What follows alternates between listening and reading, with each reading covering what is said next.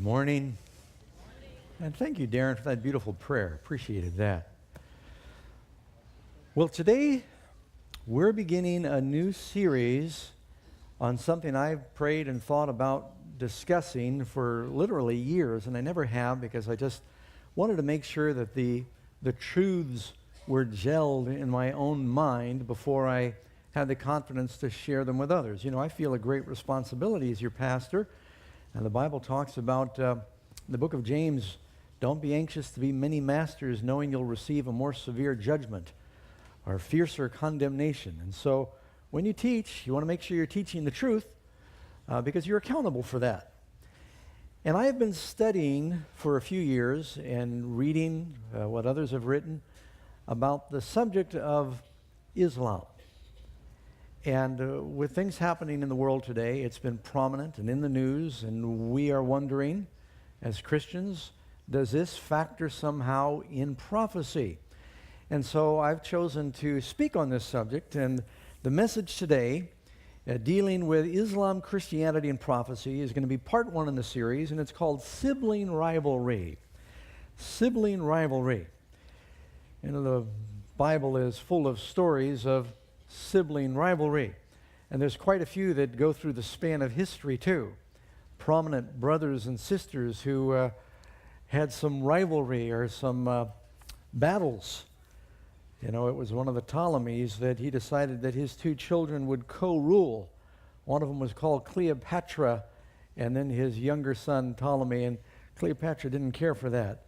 And she got Caesar on her side, and he ended up drowning in a battle in the Nile. You've probably heard about Elizabeth and Mary I in England, and one put the other in the Tower of London. One interesting story is about Artaxerxes II and Cyrus the Younger. When the king of Persia was ailing, these two brothers both thought they had a right to the throne. And you think brothers, you know, they just love each other, but I guess when it comes to power, you've never known of any cases of sibling rivalry. Any of you fight with your siblings? Well, they ended up both raising armies, and Cyrus came and he joined an army against his brother Artaxerxes II. Now, these are not the same Artaxerxes and Cyrus that you read about in the Bible. That name appears several times. And in this battle, Cyrus ended up bringing 30,000 men. He came to battle with his brother who had 60,000 men, and he was actually winning with 30,000 men, and with 90,000 men on the battlefield, wouldn't you know, they actually got to the point where the two brothers were face to face in battle. And Cyrus succeeded in wounding his brother with a spear, but the soldiers around his brother threw several darts at Cyrus and wounded him, and he died later that day, and the kingdom fell then to Artaxerxes II. Sibling rivalry. All the way back from Cain and Abel, Jacob and Esau. You can read about Jesus and his brothers, and David and his brothers, and Joseph and his brothers, and you've got a lot of examples in the Bible, even among the girls, Rachel and Leah. You ever read about the arguments they had fighting over the same husband? But one of the great examples of what has become a sibling rivalry deals with the two oldest sons of Abraham, the oldest being Ishmael and the second being Isaac, and who was the rightful heir for that patriarchal blessing. And the contest that begins in the book of Genesis continues today in the world. We're going to be looking at that in just a moment. Now, first I'd like to just, state some of what is obvious. Right now, there are about 7.4 billion people. The nation of Islam, or the people of Islam, is a great nation of people. There are about 7.4 billion people in the world today. Christianity is by far the biggest religion at present, with about 2.2 or 31% of all the people on earth. Islam is in second place with 1.7 adherents. That's 23%. Now, what's interesting is, according to a Pew Research study, Muslims are growing much faster. And it is estimated that by the year 2050, while the world population is only going to grow about 35%, the population of the Muslims in the world is going to grow 73%. And it will be the largest religious group in the world, if present trends continue. By 2050, there'll be 2.8 billion Muslims in the world. Now, this is something that, and it's a religious belief that has some similarities in their history with Christianity that we'll talk about. Some of you are wondering, is the Christian God and the God of Muslims the same? Got to come next week. I'm not answering that question today. And if you want to know more about the history of Muhammad, I'm going to be dealing more about that. If you want to know about Daniel 11, we're going to delve into that a little bit. Got to keep coming. But, you know, when you look at the headlines today, we hear about terrorism, and it's often in connection with Islam. And people wonder, you know, we hear about ISIS, and ISIL, and IS. What does all that mean? Well, ISIS has come to be an acronym for the Islamic State of Iraq and Syria.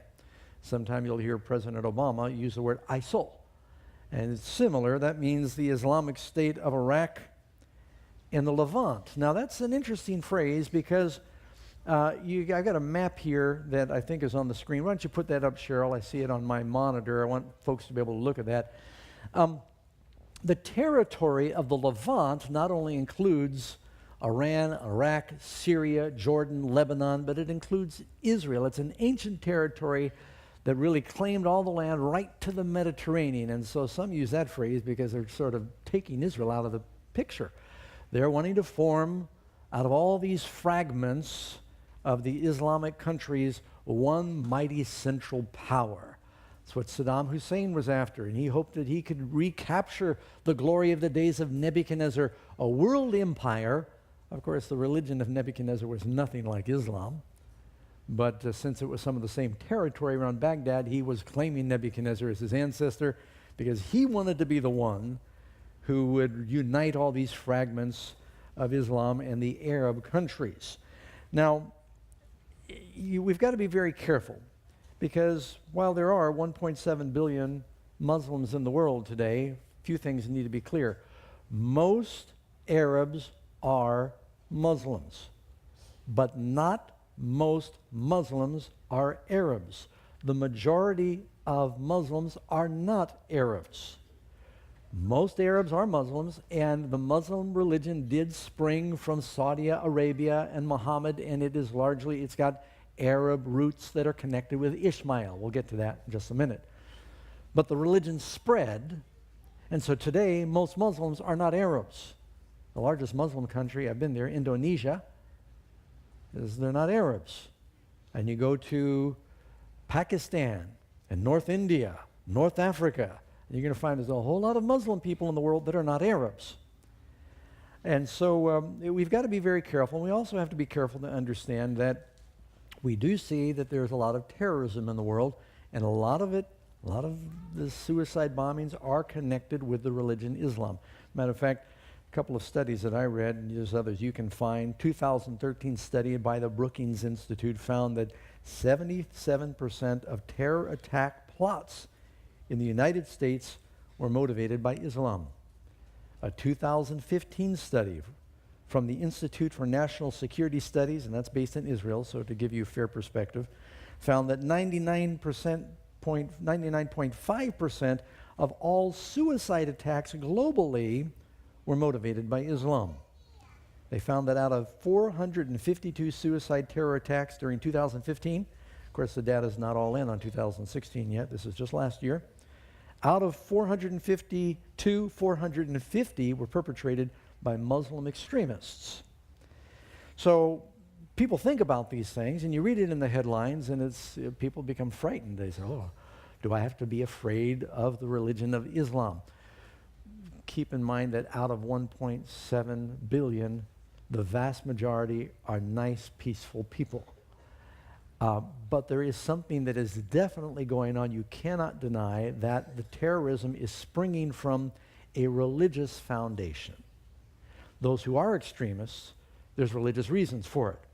That's why we have not been able to achieve peace in the Middle East, and the recent Secretary of State basically threw his hands in the air and walked away, not only in dealing with Syria, but in what's going on in Israel, because the problems are so deeply rooted because they're religious issues.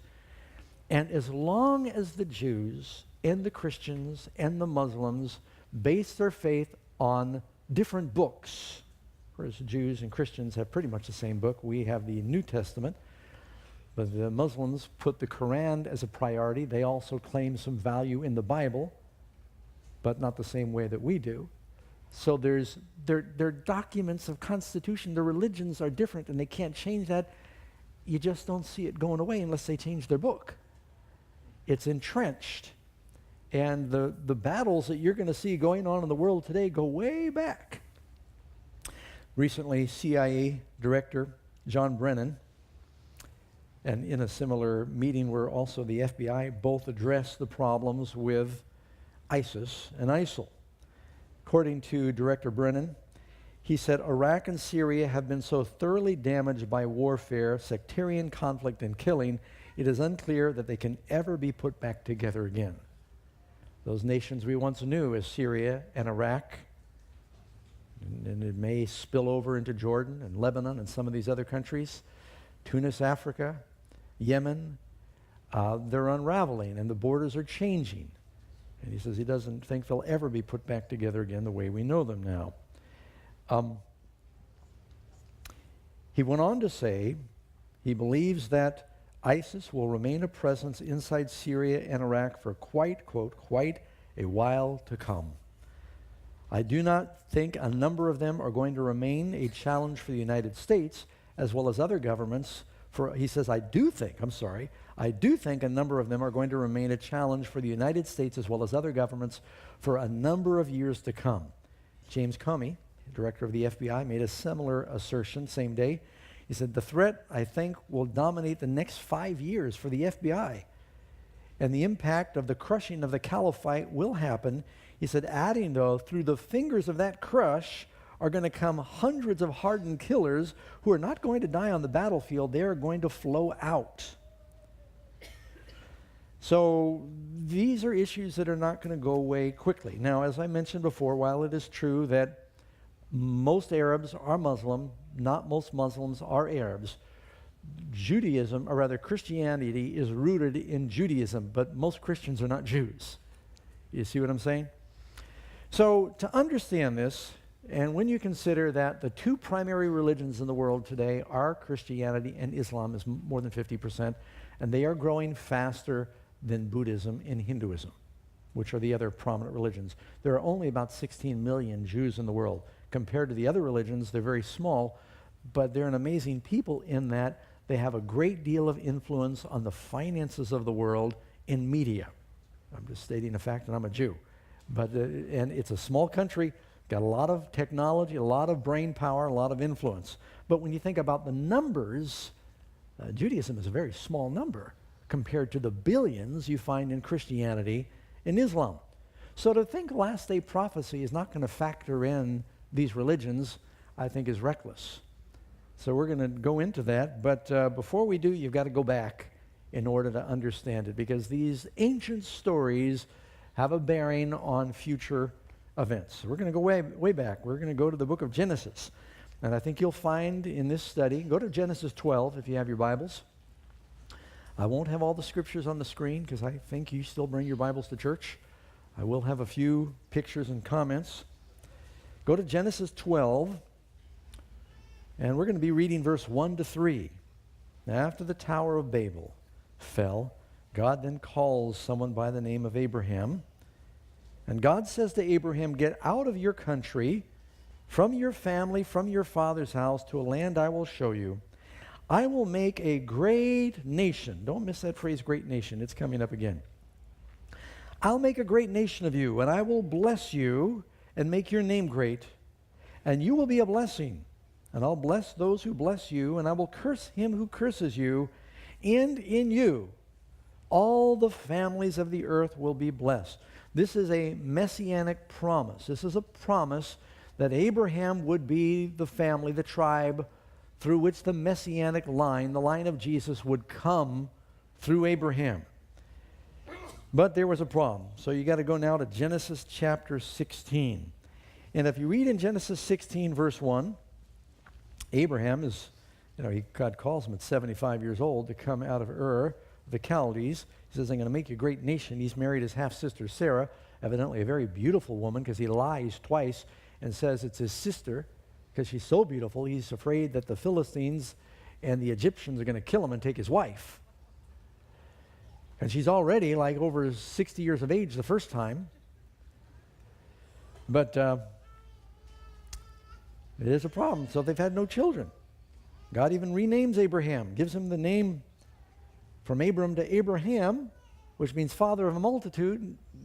So it's, what's your name? Father of a multitude. Oh, really? How many kids do you have? None yet, but I'm optimistic. So that must have been embarrassing. And Sarah didn't want to see him forever embarrassed. And so you read in chapter 16, verse 1, Now Sarah, Abram's wife, had borne him no children. And she had an Egyptian maidservant whose name was Hagar. You might wonder, where did he get her? Because Abraham came from the east. That's not where Egypt was, west of the promised land. Well, before chapter 16, you got chapter 12, there was a famine, and Abraham, after he went into the promised land, he had to go down to Egypt during the time of famine, and the Pharaoh there sent him out of the country, and he gave him a lot of gifts. You can read in Genesis 12:16, he treated Abraham well for her sake, and he had sheep and oxen, male donkeys, male and female servants. So the Pharaoh gave a lot of gifts, including female servants. Among the female servants that were given to Abraham and Sarah in chapter 12 was one by the name of Hagar. And Hagar's name means fugitive, immigrant. Isn't that interesting? The sojourner, it also has been used in another context to mean ensnaring.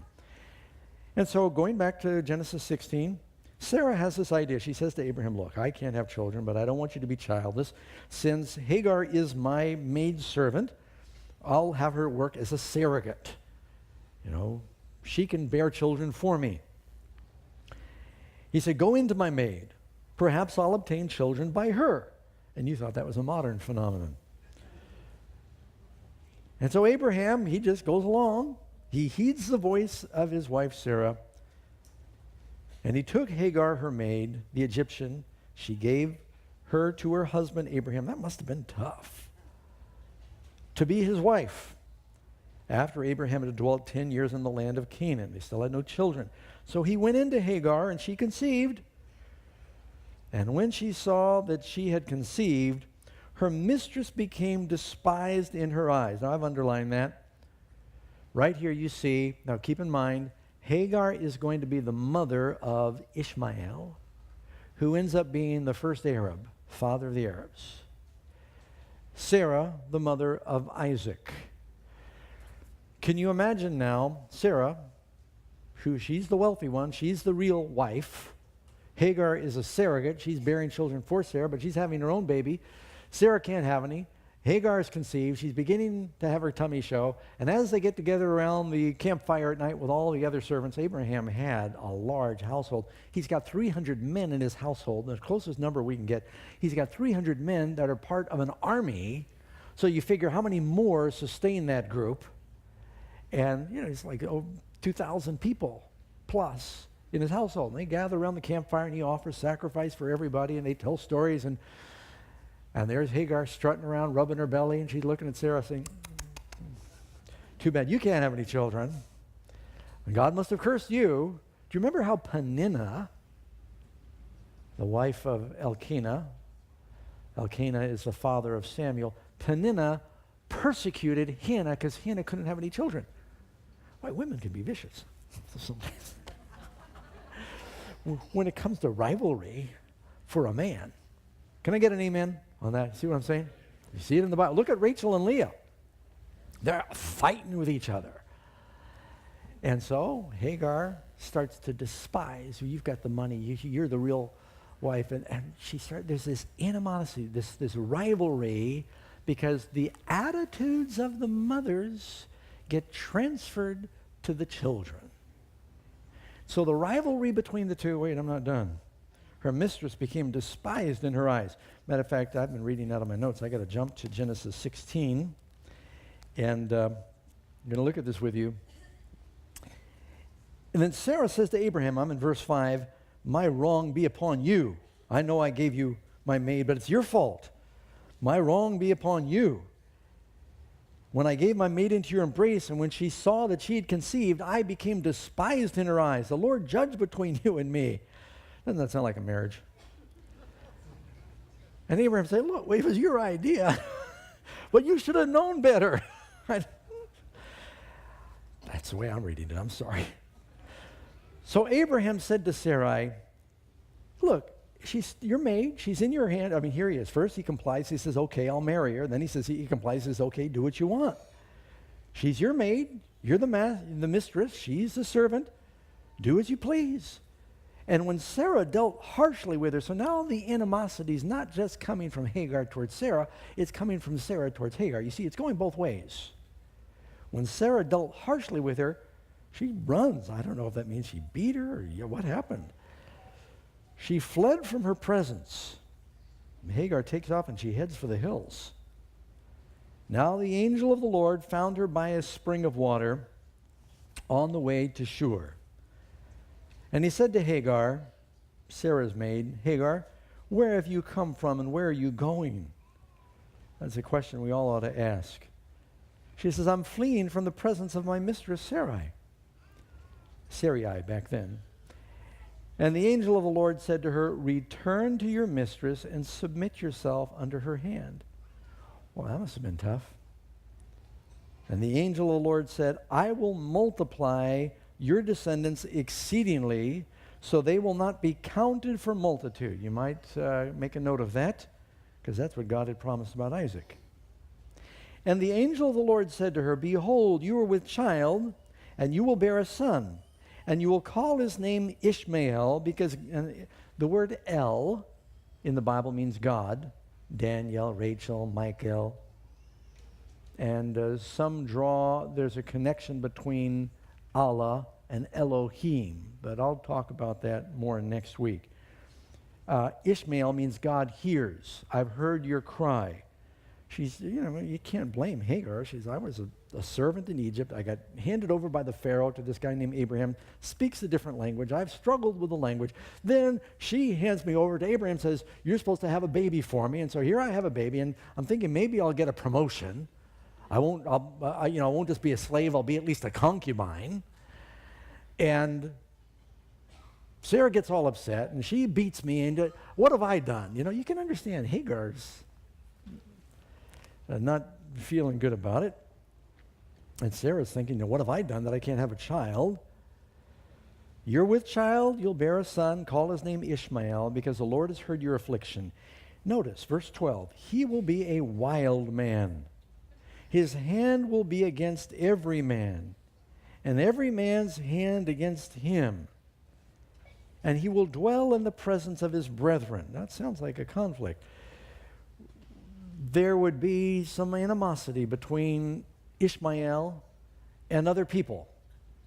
And he'd dwell in the midst of his brethren, but they would have a hard time assimilating with other people. And there she called the name of the place, because God spoke to her, you are the God who sees. For he said, here I've also seen him who sees me. Therefore the well, where God appeared to her, was called Beer-lahai-roi, between Kadesh and Bered. Anyway, so you see this is conflict between Hagar and Sarah. Now if you go to chapter 21 of Genesis, and you see that it continues to increase. So the child, Ishmael, he grew, and he was weaned. Oh wait, I left a very important point about. You got to go back where Abraham then has a vision where God appears to him and he says, I'm going to give you a son. And Abraham's going, well, you did give me a son. His name's Ishmael.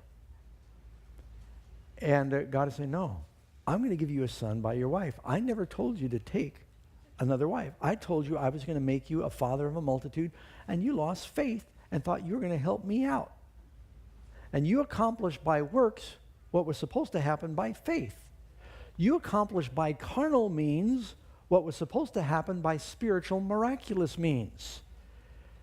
He says, I'm going to give you a son through Sarah. I don't know if you've known anybody like this, but I know 2 or 3 people a couple, they tried to have children. They couldn't have children, so they adopt. And guess what happens? Then they have children. Anyone know anyone like that? They just didn't wait long enough. But God evidently wanted that child adopted, and so he worked it all out.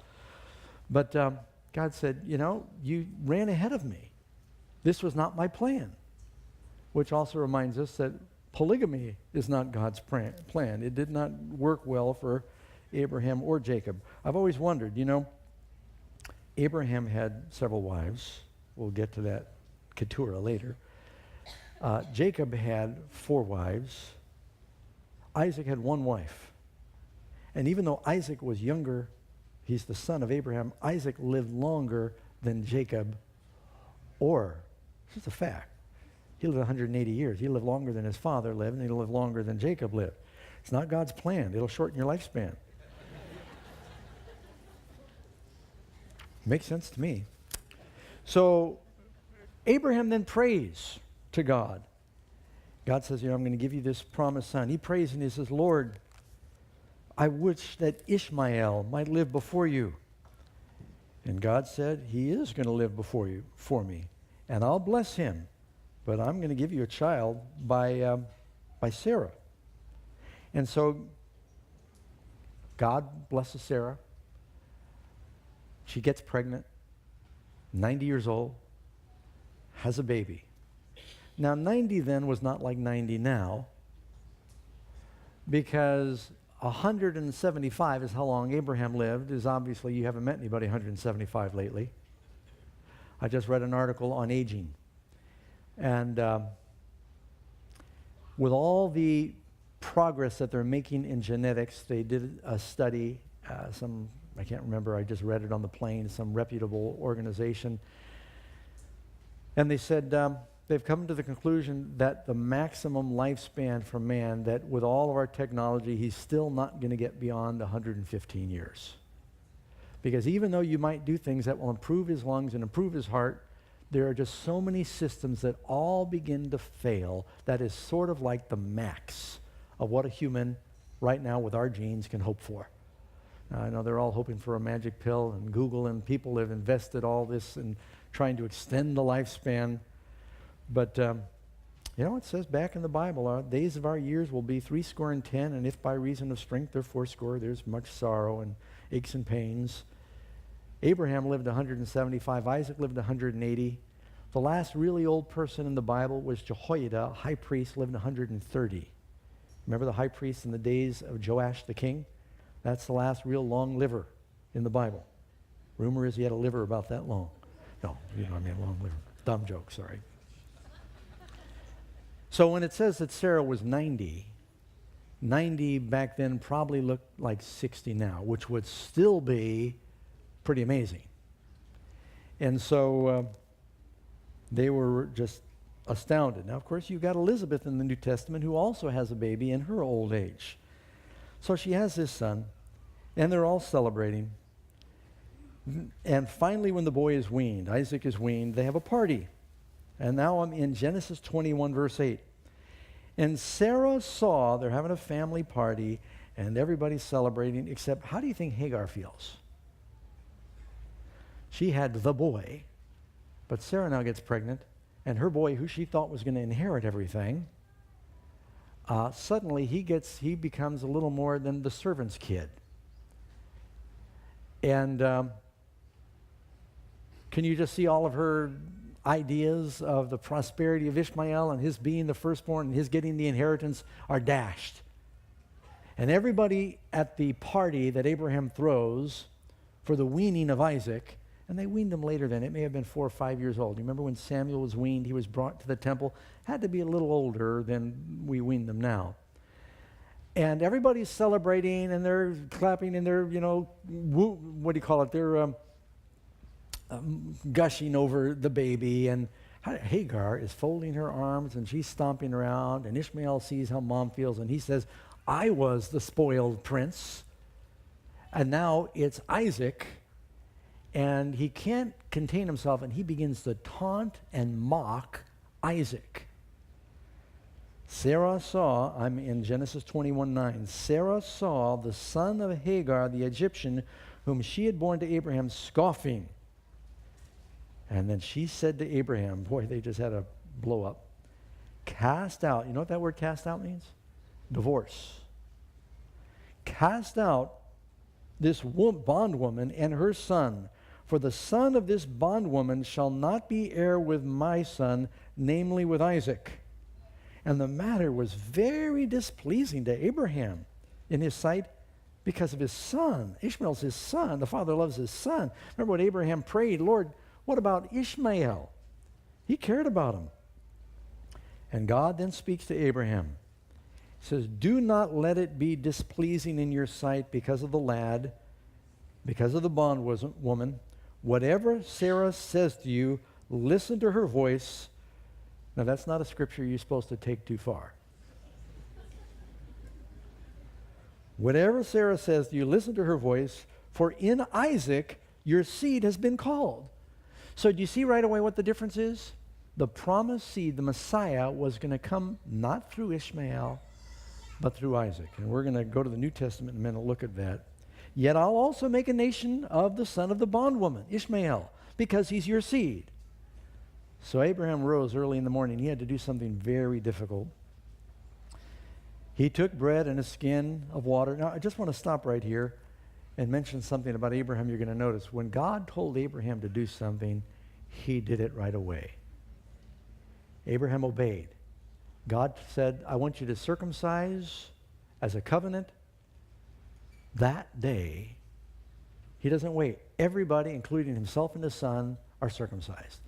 Ishmael was 13, and Abraham, it was just before he's like 90-something, are circumcised. And God says, I want you to offer your son. He does it right away. And God said, I want you to cast out the bondwoman. He doesn't say, all right, 90 days later. Boy, the next day, he saddles her up, and he says, you've got to go. As soon as he knows something is God's will, he does it, even though it's difficult. And we could all learn something from Abraham. When you know something's God's will, the longer you dilly-dally, the devil will give you rationalizations to not do it. I was talking with a friend this week who used to go to church and has been missing church. And he confessed to me. He said, I haven't been there in a while. So you pray for me, Pastor Doug. I said, I'll pray for you, but what about tomorrow? I said, how about going tomorrow? I said, I can pray for you, but you can change tomorrow. And in other words, right away, because that was her first Sabbath. Anyway, so he sent her away. He rose up early in the next morning. He took bread and a skin of water. He put it on her shoulders. He gave her the boy to Hagar and sent her away. He gave her some finances, but instead of going to a town, she's all brokenhearted. She goes out into the wilderness. She departed and she wandered in the wilderness of Beersheba. She knew how to get back to Egypt. And the water in the skin was used up. And they became dehydrated. It may have been a dry part of the year. There's no rain. The springs are going dry. And it got so bad that they're dying of thirst. Now that can happen quickly. I did an amazing fact, I think it was this year, about a father and a mother from France with their 8-year-old boy decided they were going to walk across the White Sands National Monument in Alamogordo, New Mexico.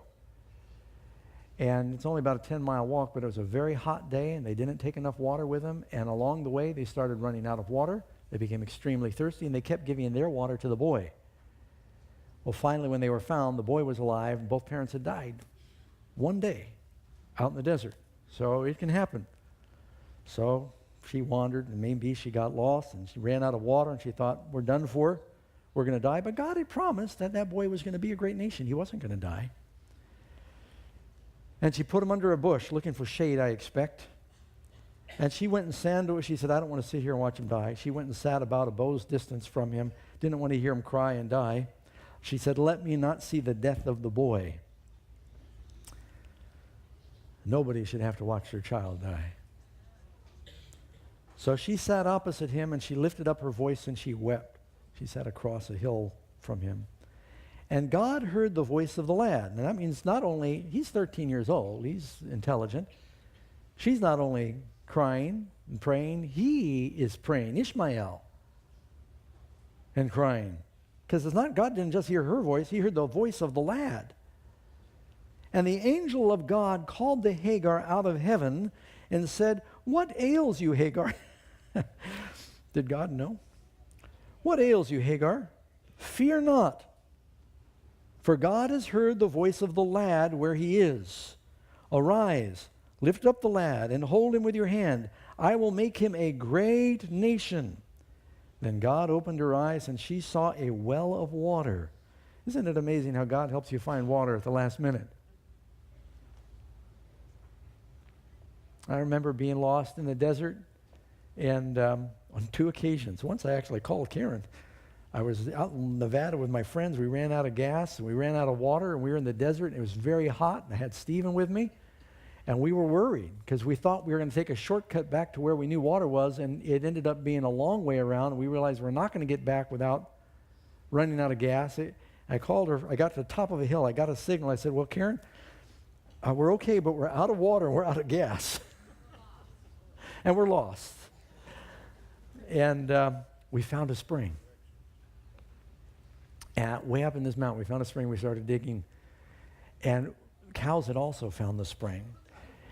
And so we had to dig and try and clean it out. When we first filled our first little empty plastic water bottles, Stephen said, "I'm not drinking that," because it was cloudy. And he saw us all drinking and going, "Oh, so cold." We got it right where it came out of the ground. Tried to get it as clean as we could. But it still had clay in it. "Oh, it's so good." Stephen said, "I'm not drinking that." We were, "Oh, this is so good." Finally he said, "Okay, give it to me." And so when I hear about God showed him the water. Remember when Samson, he won that battle and he was dying of thirst. He said, "What good is it? I've won the battle, I'm dying." And God all of a sudden made a spring come up out of the ground. So when we're at our wits' end, can God take care of our needs? Can he bring water out of the desert? God opened her eyes, and she saw, well, it was there, but she finally saw it. And she went and filled the skin of water and gave the lad drink. So God was with the lad. She never went back to Egypt. He was in the wilderness, and he became an archer. He became a skilled hunter. And he dwelled in the wilderness of Paran. And his mother took a wife for him from the land of Egypt. Don't miss that. So, going back to our message here, I want you to notice now that there's a persecution that happens between Ishmael and Isaac. Ishmael ends up being the father of the Arabs, which of course is where you get Islam. And Isaac becomes the father of the Jews and subsequently the Christians, through which Christ came. One persecutes the other. This is where it starts relating to what's going on in the world today. Now you might be thinking, well, that 13-year-old boy taunting baby Isaac, I guess he was more than 13 at that point, because he was 13 when he was circumcised. He must have been 17 or so at that point. How can that be persecution? Listen to what Paul says in Galatians 4. Speaking of Isaac and Ishmael, Paul says, "But as then he that was born after the flesh, Ishmael, persecuted him that was born after the Spirit, even so now it is." Paul says what happened there between Ishmael and Isaac was a persecution of one against the other. I also want you to notice, you go to Genesis 37:28, when Joseph was sold. Now, Simeon wanted to just kill Joseph. Reuben wanted to save Joseph. Judah wanted to sell Joseph. You wonder why Joseph ended up putting Simeon in jail until the brothers came back. He was probably the chief instigator, wanted him murdered. Reuben tried to sneak him away, but Judah said, "Hey, why kill him? He's our brother. Let's sell him. Make a profit." Who did he sell him to? Let's read it. Genesis 37:28. Then Midianite traders, what are they called?